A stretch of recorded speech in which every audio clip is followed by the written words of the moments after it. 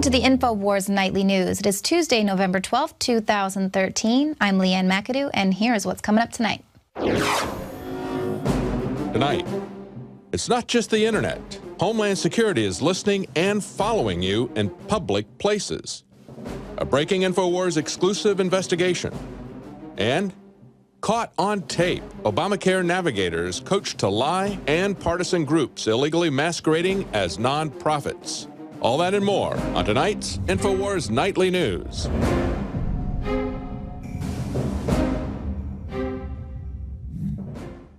InfoWars has been exposing the different networks of spy systems that are being set up in urban areas all throughout the country.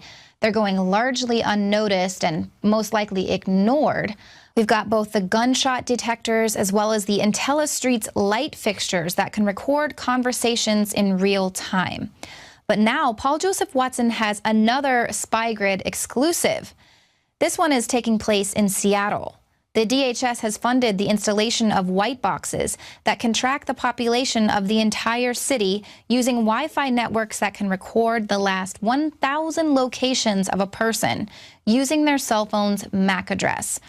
And I take it that the DHS has refused to address the privacy implications of such a system.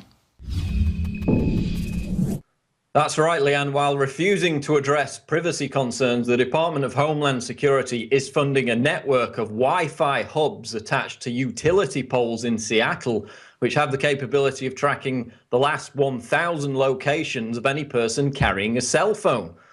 Documents obtained by the Stranger newspaper reveal that the user does not even have to connect to the Wi-Fi network in order for their data to be grabbed.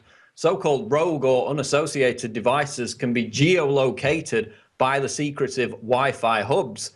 Now, both the Seattle Police Department and the DHS have failed to account for the gargantuan privacy concerns posed by this mesh network, which in the name of aiding communication between law enforcement during an emergency opens the door for the mass unfettered surveillance of Seattle's 634,000 residents, and it's also being planned for other major cities. As InfoWars has documented, this is merely one aspect of a multi-layered spy grid now being rolled out across the country that makes the Edward Snowden revelations about NSA phone and email tapping look antiquated in comparison.